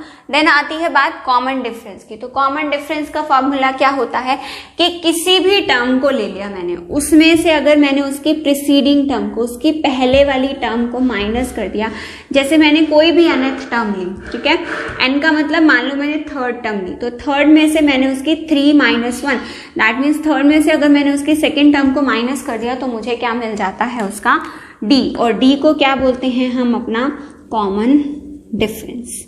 ठीक है, किसी भी टर्म को उठा लो, एपी की यही खासियत है कि तभी वो सीक्वेंस एपी कहलाता है जब उसकी किसी भी दो टर्म्स को उठा लो, पिछली वाली में से इसमें को माइनस कर दो तो सेम जो है वो कॉमन डिफरेंस क्या आएगा, सेम आएगा। ठीक है, अब कॉमन डिफरेंस की 3 चीजें होती हैं। कॉमन डिफरेंस 0 भी हो सकता है, पॉजिटिव भी हो सकता है और नेगेटिव भी। मतलब मेरे पास अरिथमेटिक प्रोग्रेशन का जो सीक्वेंस है वो ऐसे भी हो सकता है, पॉजिटिव का मतलब मेरे पास जो है वो ऐसे भी हो सकता है, और नेगेटिव का मतलब मेरे पास जो मेरी सीक्वेंस है वो ऐसे भी हो सकता है। ठीक है, 5 में से 6 को माइनस करूंगी -1, 4 में से 5 को माइनस करूंगी -1, 6 में से 5 को माइनस करूंगी 1, 7 में से 6 को माइनस करूंगी कितना आएगा 1, और इस एपी से कितनी आ रही है हमारी कॉमन डिफरेंस 0। ठीक है, छोटा सा कॉन्सेप्ट है इंट्रोडक्शन का बिल्कुल ही। अच्छा, सबसे फर्स्ट टाइप इस क्वेश्चन में आती है, इस चैप्टर से आती है कि आपको एक इक्वेशन सीक्वेंस दिया हुआ होता है और पूछते हैं कि prove that this is an AP और नॉट। तो कैसे प्रूव करोगे, आपको कॉमन डिफरेंस निकालना पड़ेगा। जैसे अभी देखो 5, 6, 7, 8 ऐसे है। ठीक है, ये बहुत बेसिक एग्जांपल है, आपके पास थोड़ी सी बड़ी वैल्यूज आएंगी एग्जाम में। तो आपको कुछ नहीं करना, आपको इस सीक्वेंस का कॉमन डिफरेंस निकालना है। 6 में से 5 माइनस करेंगे 1, देन 7 में से 6 को माइनस करेंगे तो भी 1, और 8 में से 7 को माइनस करेंगे तो भी 1। तो दैट मीन्स ये सीक्वेंस कैसी है, यस दिस इज एन 8। ठीक है, अच्छा, जो स्टैंडर्ड वाले हैं, स्टैंडर्ड वालों के पास नंबर में नहीं आएगा, स्टैंडर्ड वालों के पास ऐसे आएगा k-1, k-3, k-5, इस तरह से आएगा, और आपको चेक करके बताना होगा कि ये आपकी एपी है या नहीं है। तो वहां पर आपको पूरी वैल्यू लेनी है। देखो k-3 में से इस वाली पहली वाली वैल्यू को आपने क्या करना है, माइनस, तो ब्रैकेट लगाइएगा वरना आप गलती कर देंगे। Now k-3 minus k, then minus minus +1, k से k कैंसिल आउट हो गया, -3 और +1 आंसर कितना आ गया, -2। अच्छा, अभी आपकी एपी प्रूव नहीं हुई, अब आपको दोबारा से यही माइनस करके देखना पड़ेगा कि आपका कॉमन डिफरेंस -2 आ रहा है या नहीं आ रहा। अगर -2 आता है दैट मीन्स ये आपकी एपी है, अदरवाइज ये आपकी एपी नहीं है। ठीक है, डन। आगे बात करते हैं टाइप 2 की। तो चलिए आगे बात करते हैं। अब आगे इस चैप्टर के अंदर आपको पता है आपके पास 2 फॉर्मूलेज हैं, an और sn। sn जहां पर कहाँ यूज करना होगा, जहां पर आपका सम वर्ड यूज होगा या फिर आपका टोटल वर्ड यूज होगा। ये 2 वर्ड्स जहां यूज होंगे वहां आपको कौन सा फॉर्मूला यूज करना है, sn का फॉर्मूला। ठीक है, अब आपसे जब यहाँ पर an का पूछा होगा, जैसे कि मान लीजिए आपको कोई वैल्यू फाइंड आउट करनी हो, तब आप कौन सा यूज करेंगे, an का फॉर्मूला। मतलब थर्ड टर्म निकालनी है, फोर्थ टर्म निकालनी है, फिफ्थ टर्म की वैल्यू निकालनी है, तब आप क्या यूज करोगे, an यूज करोगे। अच्छा, अब आपको एक चीज बताऊं कि जो n होता है ना हमारा n, that will be my integer. ठीक है, और कैसा इंटीजर होगा, पॉजिटिव इंटीजर। मतलब इसकी वैल्यू कभी 0 नहीं हो सकती, इसकी वैल्यू कभी नेगेटिव नहीं हो सकती, इसकी वैल्यू कभी भी आपकी फ्रैक्शन में नहीं हो सकती। आपको अगर ध्यान हो तो आपके पास आपके एनसीईआरटी में एक क्वेश्चन है कि आप एक निकालते हो, आपको शायद कुछ एक ऐसे वैल्यू दी हुई है, check whether -180 is the value of the given AP और नॉट। वहां पर आपकी n की वैल्यू जो है वो फ्रैक्शन में आती है, तो आप क्या कह देते हो कि that it is not a term of our AP. क्यों, बिकॉज n की वैल्यू फ्रैक्शन में नहीं हो सकती। ठीक है, आई बात समझ में, ओके।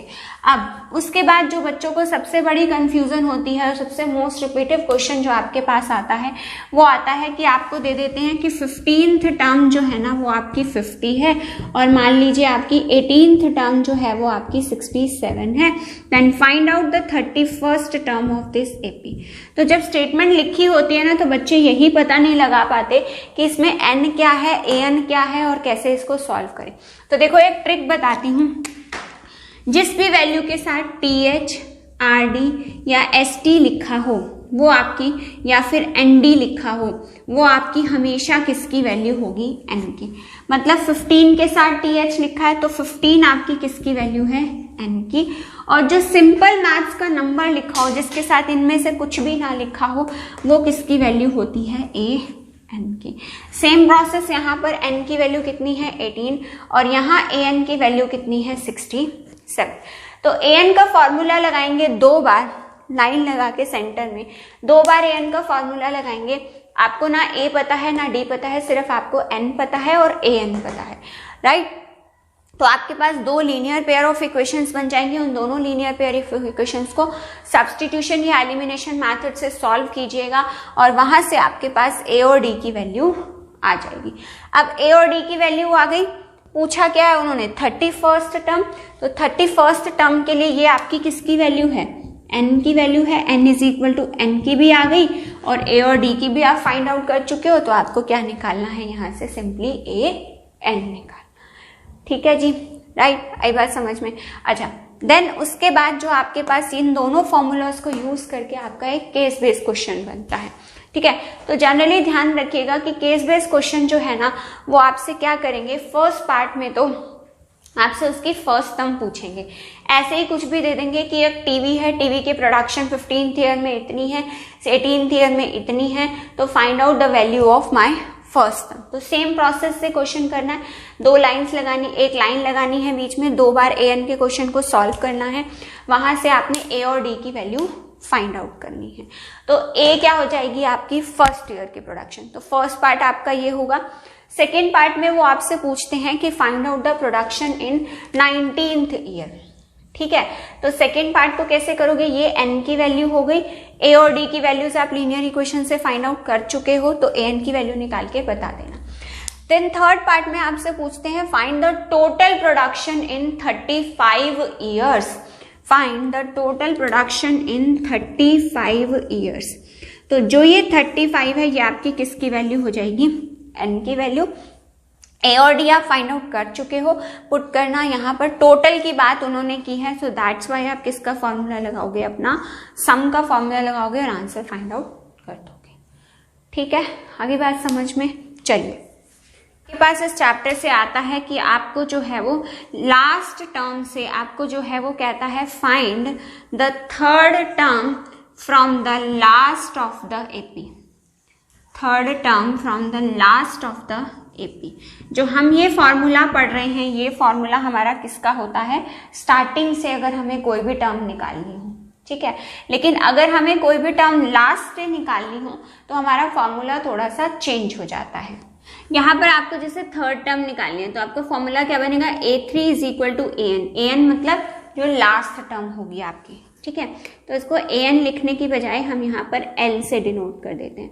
और यहाँ पर कोई भी आपको nth टर्म अगर लास्ट से निकालनी है तो L प्लस n-1 इंटू, अब आप D नहीं लोगे, D की जगह क्या लोगे, -D, ठीक है। तो ये फॉर्मूला भी आपको अच्छा फॉर्मूला है, क्वेश्चन बनता है इस पर भी, तो ध्यान रखिएगा इसको भी, ठीक है। आगे बढ़ते हैं चैप्टर नंबर 6 पर। देखो, ट्राइंगल्स के चैप्टर से सबसे इंपॉर्टेंट चीज आपको करनी है बीपीटी थ्योरम। इसको दूसरा नाम क्या होता है, थेल्स थ्योरम। पूरा नाम क्या होता है, बेसिक प्रोपोर्शनैलिटी थ्योरम, या फिर इसका कन्वर्स। दोनों में से एक थ्योरम आपके पास एग्जाम में कंफर्म्ड आएगी, चाहे बेसिक मैथ्स है चाहे आपके पास स्टैंडर्ड मैथ्स है, ठीक है। अच्छा, अब बेसिक प्रोपोर्शनैलिटी थ्योरम जो है ना वो आपके पास कई बार ऐसे भी आ जाती है, state and proof basic proportionality theorem. तो आपको इसकी स्टेटमेंट भी पता होनी चाहिए और इसका प्रूफ भी पता होना चाहिए, ठीक है। जरूरी नहीं है स्टेटमेंट आपको एग्जाम में गिवन होगी, स्टेटमेंट आपसे वो बोल भी सकते हैं कि आप खुद से इसको लिख करके बताओ। अच्छा, बेसिकली बीपीटी थ्योरम होती क्या है, बीपीटी थ्योरम पर आपका एक MCQ बनता है और एक आपके पास जब बीपीटी थ्योरम एग्जाम में आती है अगर तो 3 मार्क्स में आएगी तो सिर्फ इसका स्टेटमेंट और प्रूफ आएगा, बट अगर 5 मार्क्स में आएगी तो स्टेटमेंट प्रूफ प्लस साथ में एक 2 मार्क्स का आपका क्वेश्चन आएगा, ठीक है। तो आपको सिंप्लीफाई कैसे करना है, एक MCQ में क्वेश्चन आएगा बीपीटी का, एक प्रूफ आएगा, एक और क्वेश्चन आएगा, ठीक है, 3 चीज़ें आएंगी बीपीटी पर, तो बहुत अच्छे से कर लीजिएगा, चाहे बेसिक मैथ्स है चाहे स्टैंडर्ड मैथ्स है। तो बेसिक प्रोपोर्शनैलिटी थ्योरम बेसिकली कहती क्या है कि अगर एक लाइन इंटरसेक्ट कर रही है बाकी 2 साइड्स को 2 डिफरेंट पॉइंट्स पर, तो इनकी जो रेशियो होगी ना AD upon DB will be equal to AE upon EC। AD upon DB is equal to AE upon EC। ठीक है, आगे बात समझ में। अच्छा, कई बार आपको पूरी साइड भी यूज़ करनी पड़ सकती है, तो आप ये भी कॉन्सेप्ट यूज़ कर सकते हो that AD upon complete side, complete side मतलब AB, this is equal to AE upon EC। ये छोटी वाली EC है, कंप्लीट साइड यूज़ करिए, that is equal to AC। Converse क्या कहती है? कन्वर्स इसका उल्टा कहती है कि अगर कोई भी लाइन हमारी इस तरह से है कि वो इन दोनों साइड्स को 2 इक्वल रेशियो में डिवाइड कर रही है, मतलब अब मुझे ये चीज़ क्या होगी, गिवन होगी, और ये मुझे टू प्रूफ करना होगा that DE is parallel to my side BC। तो प्रूफ और थ्योरम बहुत अच्छे से कर लीजिएगा, दोनों की ही स्टेटमेंट और प्रूफ बहुत बहुत बहुत ज़्यादा इम्पॉर्टेंट है। ठीक है, राइट। आगे बढ़ते हैं इसके टाइप 2 पर, क्योंकि अगर मैं बात करूँ तो सिमिलैरिटी ऑफ ट्राइंगल्स पर कॉन्सेप्ट आता है आपके पास। 3 ट्राइंगल्स के सिमिलैरिटी के कॉन्सेप्ट हैं, या तो तीनों उसकी साइड्स क्या होंगी, इक्वल होंगी। जैसे 2 ट्राइंगल्स हैं तो उनकी तीनों साइड्स जो हैं वो हमारी इक्वल होंगी। ठीक है, मतलब कॉरेस्पॉन्डिंग साइड्स, ये वाली साइड इसके इक्वल होगी, ये वाली साइड इसके इक्वल होगी, और ये वाली साइड हमारी इसके इक्वल होगी। देन साइड एंगल साइड में क्या आता है कि हमारे पास कोई 2 साइड्स इक्वल होंगी, जैसे सपोज करो ये इसके इक्वल है और ये वाली साइड इसके इक्वल है और एंगल इसके इक्वल है। ठीक है, बीच का जो एंगल होगा, दोनों साइड्स के बीच का एंगल इक्वल होगा, तो आप क्या कहोगे, साइड एंगल साइड। अगर एंगल में क्या होगा, कोई भी 2 एंगल्स आपके पास इक्वल होंगे, जैसे सपोज ये इसके इक्वल है, ये इसके इक्वल है, तो आपके पास ये क्या होगा, एंगल क्राइटेरिया से ट्राइंगल्स कैसे हो जाएंगे, सिमिलर हो जाएंगे। ठीक है, अच्छा, इसमें सबसे इंपॉर्टेंट चीज़ जो 1 नंबर का आपका 1 मार्क का जो आपका MCQ क्वेश्चन बनता है वो ऐसे बनता है कि सपोज आपको जो है ना वो ऐसे दे देंगे कि ये ABCDE और F है। ठीक है, तो आपको यहाँ पर दे देंगे कि जो साइड AB है ना वो किसके इक्वल है, EF के इक्वल है, और जो साइड BC है वो किसके इक्वल है, DF के इक्वल है, और जो AC है वो किसके इक्वल है, DE के।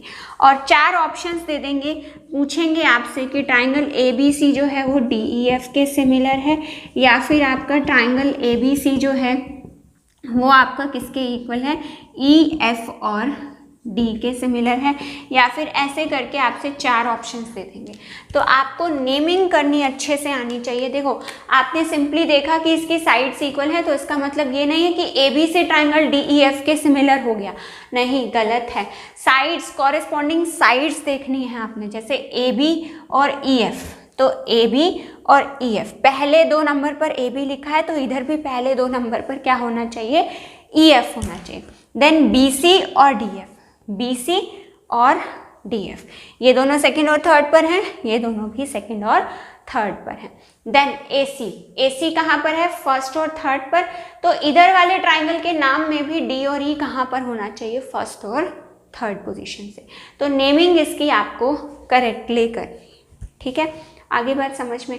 अच्छा, अब नेक्स्ट आपको बताती हूँ, ये तो आपका MCQ कंफर्म बनता है। नेक्स्ट आपको बताती हूँ कि इस चैप्टर से एक और MCQ बनता है, एक BPT पर बनता है, एक इस टॉपिक पर बनता है, एक और टॉपिक अब आपको बताने जा रही हूँ, उस टॉपिक पर भी आपका MCQ बनता है। ठीक है, नंबर 7 की कोऑर्डिनेट ज्योमेट्री की, ये बच्चों को सबसे आसान चैप्टर लगता है और बहुत इजीली बच्चों को समझ भी आ जाता है। बट इस चैप्टर से क्वेश्चंस की वैरायटी बहुत ज़्यादा आती है, तो आपको इसकी प्रैक्टिस ज़्यादा करनी है। ये नहीं सोचना कि इजी चैप्टर है, सिर्फ डिस्टेंस तो सेक्शन फॉर्मूला ही तो लगाना है, नहीं, कुछ क्वेश्चंस ऐसे हैं जिनको करते हुए बच्चे क्वेश्चंस को सॉल्व करते हुए आगे जाकर मिस्टेक्स करते हैं। ठीक है, तो प्रैक्टिस अच्छे से करनी है। सो चलिए बात करते हैं कोऑर्डिनेट ज्योमेट्री की। हमने क्लास 9th में भी पढ़ा हुआ है। एक कोऑर्डिनेट प्लेन होता है, इसके 4 क्वाड्रेंट्स होते हैं, first, second, third and fourth, right. होता क्या है इसके अंदर, जो हमारा ये इतना वाला पार्ट है ये क्या कहलाता है, हमारा फर्स्ट क्वाड्रेंट। जो ये वाला पार्ट है that is called my second quadrant, और जो ये लाइंस के बीच में आ रहा है, इन दोनों लाइंस के बीच में थर्ड क्वाड्रेंट, और ये वाला हमारा कौन सा होता है, फोर्थ क्वाड्रेंट। अच्छा, इसमें होता क्या है, फर्स्ट क्वाड्रेंट में x की वैल्यू पॉजिटिव x एक्सिस है ना ये, और y की वैल्यू भी पॉजिटिव। सेकेंड क्वाड्रेंट की अगर मैं बात करूं तो x हमारा होता है नेगेटिव और y कैसा होता है, पॉजिटिव। ऐसे ही थर्ड में x और y दोनों नेगेटिव होते हैं, जबकि फोर्थ में हमारा x जो है वो पॉजिटिव होता है और y कैसा होता है, नेगेटिव होता है। ठीक है। अच्छा, और आपको क्या ध्यान रखना है कि अगर कोई भी पॉइंट x एक्सिस के ऊपर है, if a point lies on x axis, तो उसके कोऑर्डिनेट्स क्या होते हैं हमारे पास, x, 0, मीन्स उसका y कोऑर्डिनेट क्या होता है, 0 होता है। ठीक है। अगर नेगेटिव x एक्सिस पर होगा तो उसके कोऑर्डिनेट्स क्या होंगे, -x, 0। अगर कोई पॉइंट y एक्सिस के ऊपर है, ये हमारी y एक्सिस होती है, तो इसके कोऑर्डिनेट क्या होंगे, 0, y, और नेगेटिव y एक्सिस पर होगा तो इसके कोऑर्डिनेट्स क्या होंगे, 0, -y, राइट। तो ये हो गया हमारा कोऑर्डिनेट ज्योमेट्री, कार्टेशियन प्लेन क्या होता है। देन इसके बाद दो फॉर्मूलेज, जो डिस्टेंस फॉर्मूला और सेक्शन फॉर्मूला आपको सबको पता है कि अगर दो पॉइंट्स के बीच का हमें डिस्टेंस निकालना है तो that is x2 - x1 whole square plus y2 - y1 whole square. अच्छा, अगर आपके पास बेसिक मैथ्स है तो बेसिक मैथ्स में सिंपल क्वेश्चन आएगा, फाइंड द 1 मार्क MCQ आएगा कि find the distance between the 2 points this and this. तो सिंपल ये आपकी x1 की वैल्यू है और ये आपकी y1 की वैल्यू है।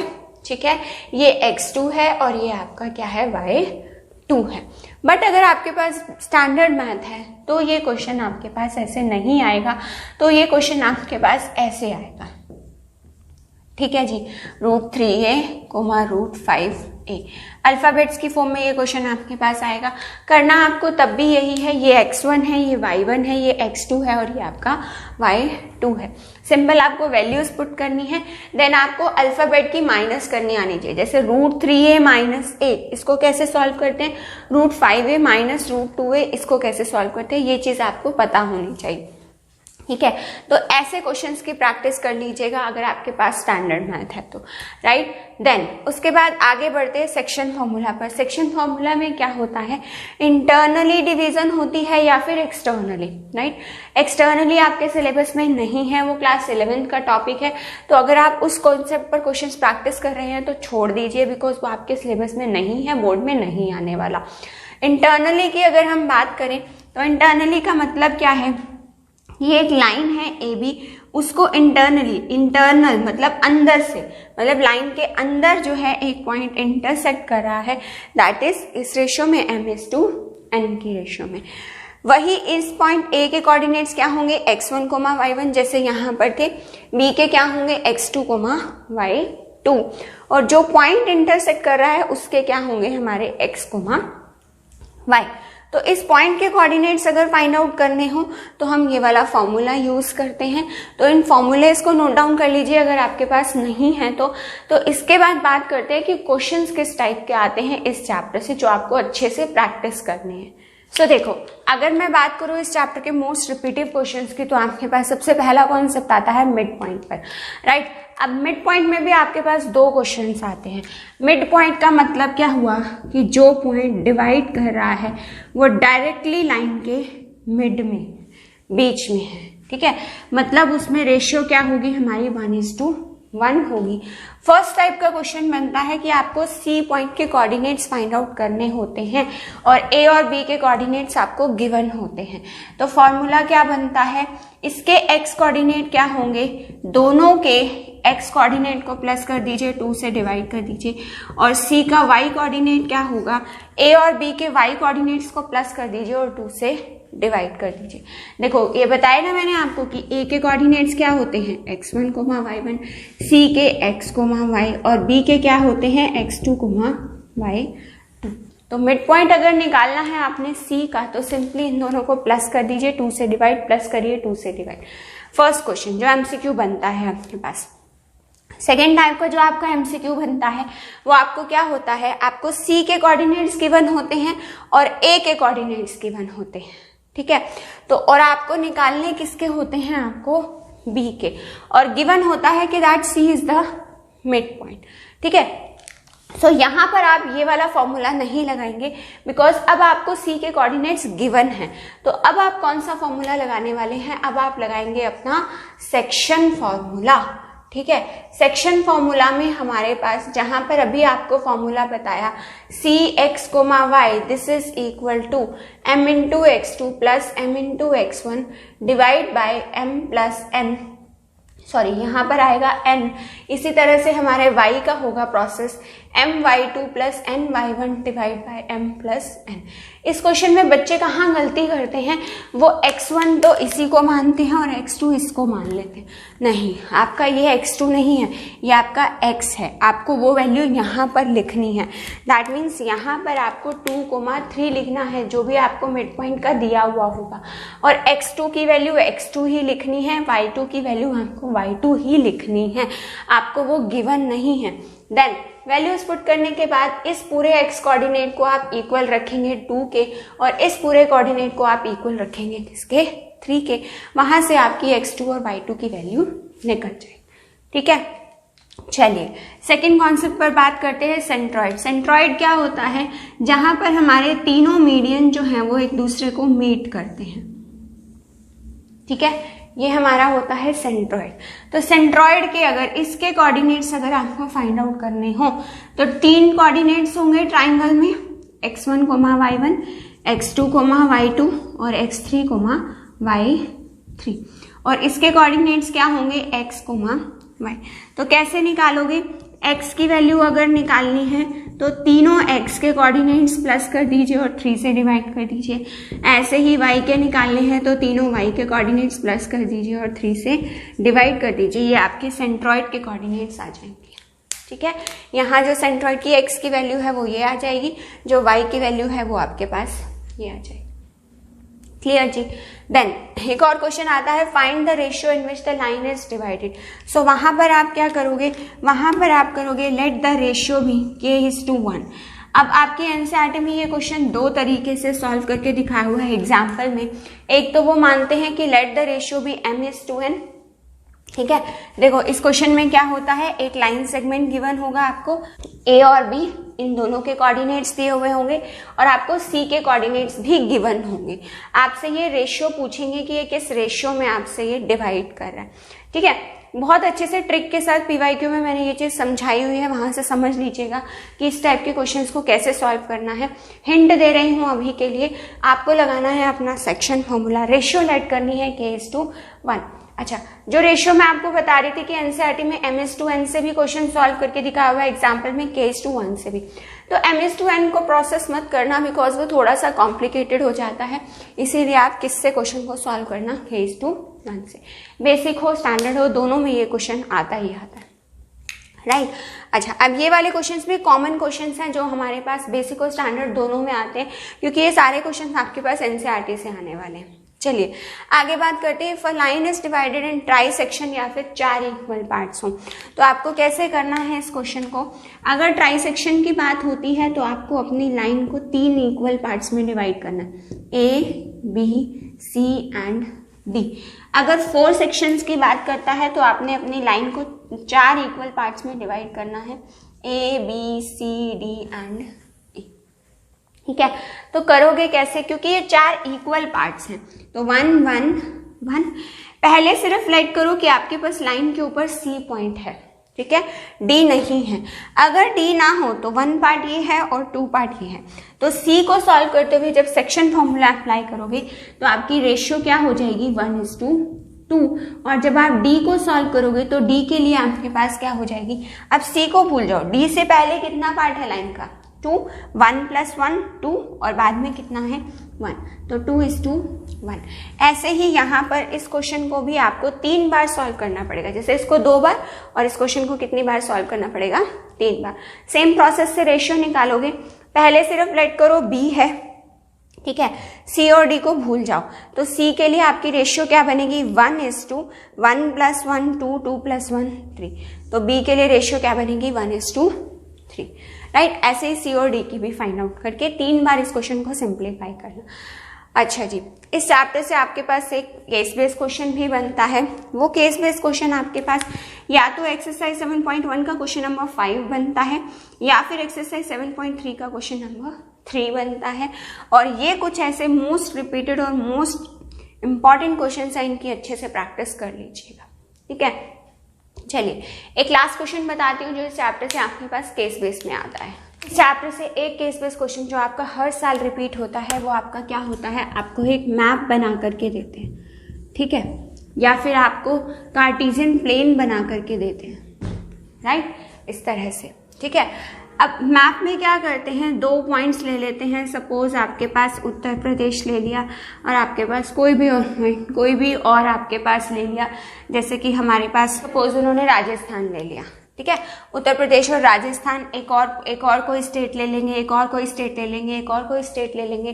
देन आपसे पूछेंगे कि एक पर्सन ने यहाँ से यहाँ चलना स्टार्ट किया, देन उसके बाद वो यहाँ से यहाँ गया, देन यहाँ गया, देन इधर गया, देन इधर गया।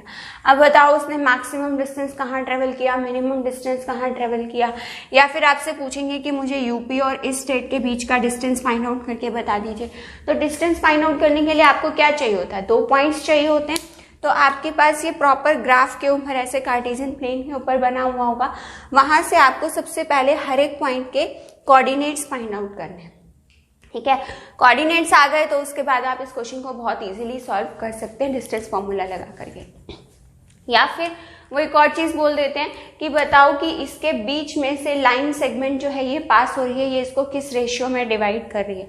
तो किस रेशियो में डिवाइड कर रही है वो कैसे करना है, आपको सेक्शन फॉर्मूला लगा के करना है। सेम प्रोसेस कार्टेशियन प्लेन पे करते हैं वो कि एक पर्सन था, वो पहले यहाँ ए पॉइंट से स्टार्ट हुआ, थोड़ा सा डिस्टेंस इधर गया और बी पॉइंट पर पहुंचा, देन इधर आया सी पर पहुंचा, देन थोड़ा सा टेढ़ा गया डी पर पहुंचा, देन इधर ज्वाइन किया तो ए पर पहुंचा। तो वही चीज कि ए और बी का डिस्टेंस बता दीजिए, उसका मैक्सिमम डिस्टेंस क्या है, उसको लाइन कौन से रेशियो में डिवाइड कर रही है। तो ऐसा क्वेश्चन आपके पास जरूर आता है। तो एक बार अगर आपको पॉइंट्स फाइंड आउट करने नहीं आते हैं कार्टेशियन प्लेन पे, तो पॉइंट्स कैसे फाइंड आउट करते हैं वो चीज जरूर सीख कर जाइएगा, ठीक है। बिकॉज एक क्वेश्चन आपके पास ये कंफर्म कोऑर्डिनेट ज्योमेट्री से आना ही आना है, ठीक है जी। आगे बढ़ते हैं सबसे इंपॉर्टेंट चैप्टर पर, आपके ट्रिगोनोमेट्री पर।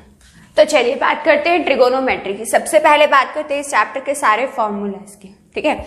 आप सभी को पता है कि इसके अंदर 6 ट्रिगोनोमेट्रिक रेशियोज होती हैं, ठीक है। और उसका हमारा फॉर्मूला क्या होता है, sine theta is equal to p/h, cos is equal to b/h, tan is equal to p/b।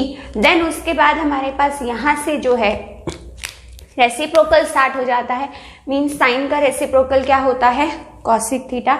ऐसे ही कॉस का रेसिप्रोकल क्या होता है, सीकेंट थीटा। आप देख रहे हो b न्यूमिनेटर में है, h डिनोमिनेटर में, बट यहाँ अपोजिट हो गया, h न्यूमिनेटर में चला गया और b कहाँ चला गया, डिनोमिनेटर में।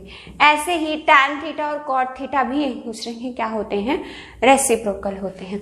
और इस चीज को याद रखने के लिए आपको ट्रिक ये पता है कि पंडित बद्री प्रसाद हर हर भोले, ठीक है। एंड देन इस यहाँ से हम ये फॉर्मूलेज फाइंड आउट करते हैं, sine cos tan cosec secant and cot. तो साइन का फॉर्मूला क्या होता है, p/h, इन दोनों को डिवाइड करके निकाला। कॉस का क्या होता है, बेस बाय हाइपोटेन्यूज। टैन का क्या होता है, परपेंडिकुलर बाय बेस। उसके बाद तो आपको बस रेसिप्रोकल करते जाना है, अपोजिट करते जाना है, आपके सारे 6 के 6 ट्रिगोनोमेट्रिक रेशियोज के फॉर्मूलेज बन जाएंगे, राइट। अच्छा, उसके बाद जो सबसे बड़ी गलती बच्चे करते हैं वो क्या होती है, आपको एंगल पर फोकस करना है, ठीक है। हमेशा से आपको ये चीज सिखाई जाती है कि एक ट्राइंगल है तो ये वाली साइड जो नीचे वाली साइड होती है इसको हम क्या बोलते हैं, बेस बोलते हैं। ऐसा नहीं होता जरूरी हर बार कि हमेशा नीचे वाली साइड ही बेस होगी, ये चीज डिपेंड करती है एंगल पर। जो एंगल है ना उसको जो लाइन टच कर रही है वो हमारी क्या होती है, बेस होती है, ठीक है। और इसके अपोजिट वाली क्या होती है, परपेंडिकुलर, देखो जो साइड फिक्स होती है वो 90 के सामने वाली फिक्स होती है हाइपोटेन्यूज, वो कभी चेंज नहीं होगी, ठीक है, वो हमेशा 90 के सामने वाली को हम क्या बोलते हैं, हाइपोटेन्यूज। देन जो थीटा को टच कर रही है वो क्या कहलाती है, बेस, तो ऑब्वियसली जो बची हुई होगी वो क्या होगी, हमारी परपेंडिकुलर। नाउ अगर थीटा यहां पर दिया हुआ हो, ठीक है, तो थीटा को कौन सी लाइन टच कर रही है, ए बी लाइन टच कर रही है, तो ए बी क्या हो जाएगी, बेस, और बची हुई साइड क्या हो जाएगी, हमारी परपेंडिकुलर, ठीक है। इसके बाद बात करते हैं ट्रिगोनोमेट्रिक टेबल की।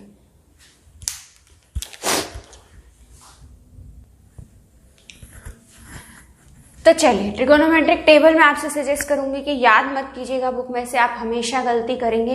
जैसे ही आपको आंसर शीट मिलती है, आपको क्वेश्चन पेपर मिलता है, टीचर आपसे बोलता है कि आप अपना पेपर करना स्टार्ट कर सकते हैं, तो सबसे पहला काम आप अपनी लास्ट शीट पर जो है ये ट्रिगोनोमेट्रिक टेबल बना लीजिए।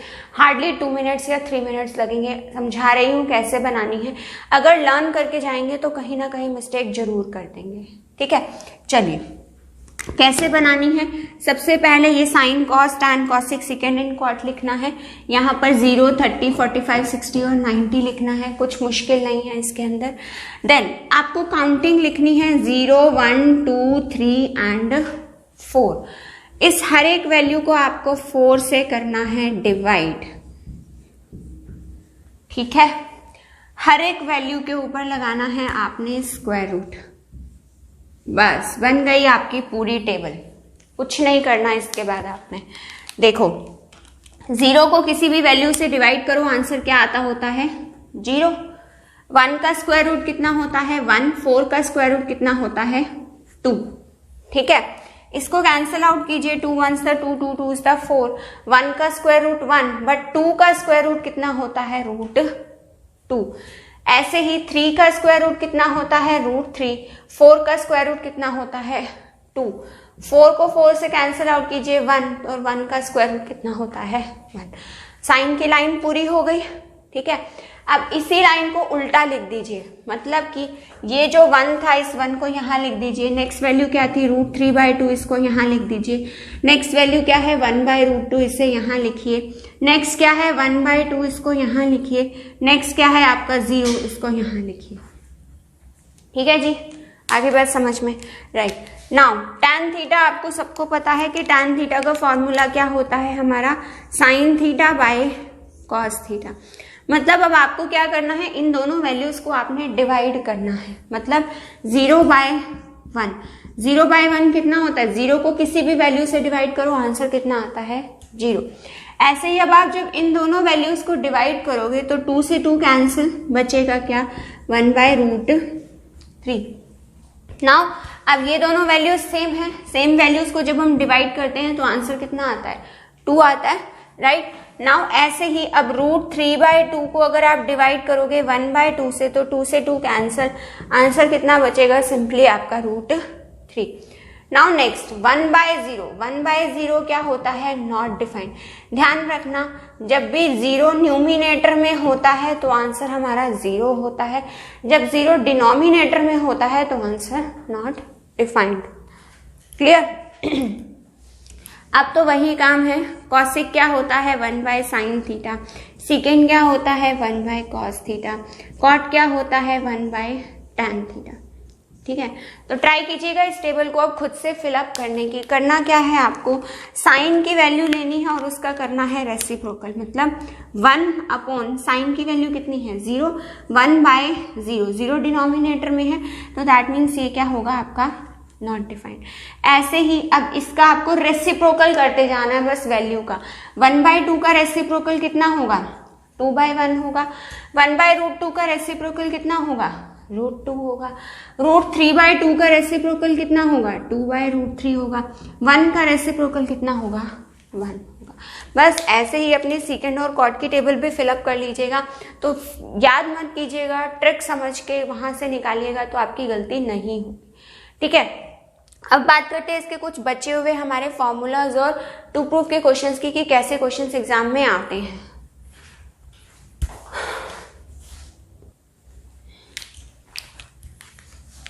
चलिए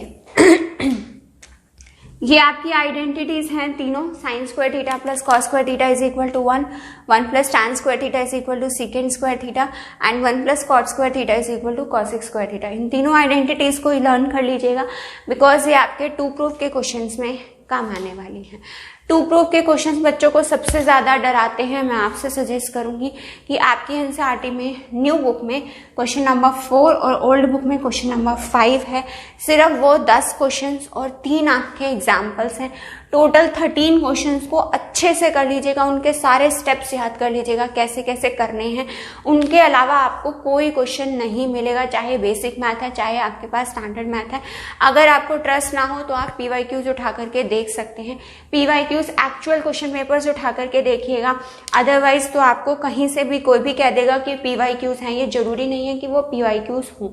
एक्चुअल क्वेश्चन पेपर्स में से देखिएगा, आपको इन 13 क्वेश्चंस के अलावा कोई क्वेश्चन नहीं मिलेगा। ठीक है जी, चलिए अब बात करते हैं इंपॉर्टेंट क्वेश्चंस के। 8.1 का क्वेश्चन नंबर 5 और क्वेश्चन नंबर 10। क्वेश्चन नंबर 5 कैसा है कि आपको एक ट्रिगोनोमेट्रिक रेशियो की वैल्यू गिवन होगी, जैसे कि सपोज कीजिए आपको साइन ए गिवन है 3/4, then find other trigonometric ratios. ठीक है, ये क्वेश्चन बहुत आता है। ठीक है, 8.2 का जो ये क्वेश्चन है ये आपका ट्रिगोनोमेट्रिक टेबल पर बेस्ड क्वेश्चन है, ये बहुत रिपीट होता है। देन क्वेश्चन नंबर 3 जो है आपका कुछ इस टाइप से है, tan a प्लस b की आपको वैल्यू गिवन है और tan a माइनस b की आपको वैल्यू गिवन है।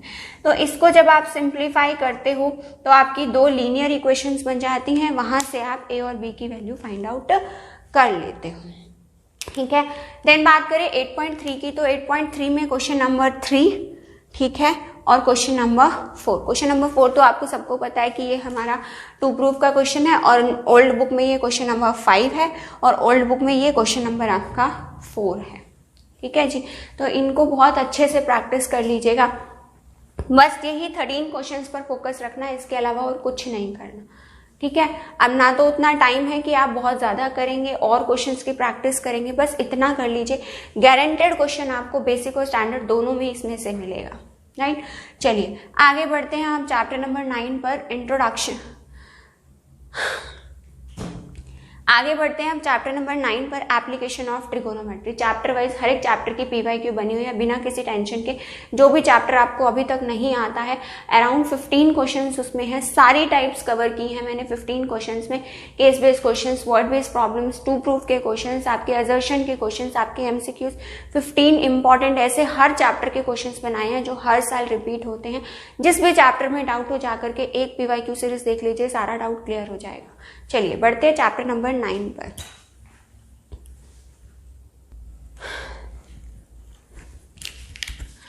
तो चलिए चैप्टर नंबर 9 की अगर मैं बात करूं, एप्लीकेशन ऑफ ट्रिगोनोमेट्री, इस चैप्टर में ज्यादा कुछ डिटेल में बताने वाला है नहीं, सिर्फ क्योंकि कोई फॉर्मूलाज भी नहीं है इसके अंदर, क्योंकि ट्रिगोनोमेट्रिक वाले ही सारे फॉर्मूलाज इसमें यूज होते हैं। बस आपको 2 छोटे छोटे कॉन्सेप्ट पता होने चाहिए। एंगल ऑफ एलिवेशन क्या होता है? एलिवेशन होता है जब हम किसी भी चीज को नीचे से ऊपर की तरफ देखते हैं तो जो एंगल बनता है, that is called my angle of elevation. Elevate करना, किसी चीज को ऊपर उठाना। ठीक है, मतलब ऊपर कहाँ से उठाएंगे? नीचे से ऊपर उठाएंगे ना, तो दैट मीन्स वहां कौन सा बनता है? Angle of elevation. और अगर एंगल ऑफ डिप्रेशन की मैं बात करूं तो डिप्रेशन क्या होगा? उसका अपोजिट होगा। मीन्स यहाँ पर हमारे पास जो एंगल ऑफ डिप्रेशन होता है ना, वो ट्राइंगल के अंदर नहीं बनता, वो ट्राइंगल के कहाँ बनता है? बाहर बनता है। और ऑल्टरनेट इंटीरियर एंगल की प्रॉपर्टी से हम कह देते हैं कि ये दोनों एंगल्स हमारे सेम हैं। और 9.1 का जो एग्जाम्पल नंबर 4 है और एक्सरसाइज का जो ये क्वेश्चन है 2, ये दोनों आपके MCQs में आते हैं और बाकी के जो ये क्वेश्चंस हैं ये आपके पास किस में आते हैं? आपके बड़े क्वेश्चंस में आते हैं। ठीक है, क्वेश्चन नंबर 15 तो आपका मोस्ट रिपीटेड है, बहुत बार आता है ये क्वेश्चन, बट आपके ये दोनों MCQs हैं, ये आपके मोस्ट रिपीटेड क्वेश्चंस हैं। कोशिश करिएगा कि एक बार हाथ से सारे NCERT के क्वेश्चंस निकाल लीजिएगा, ज़्यादा देर नहीं लगने वाली है सॉल्व करने में, बट ट्राई कीजिएगा ताकि आपको ये चैप्टर अच्छे से हो जाए। बस यही 15 करने हैं, बेसिक हो स्टैंडर्ड हो, इसके अलावा कुछ करने की जरूरत नहीं है। कोई क्वेश्चन बोर्ड में नहीं आने वाला, प्री बोर्ड में आया होगा बट बोर्ड्स में नहीं आएगा। ठीक है, आगे बढ़ते चैप्टर नंबर 10 पर, हमारे सर्कल्स के चैप्टर पर।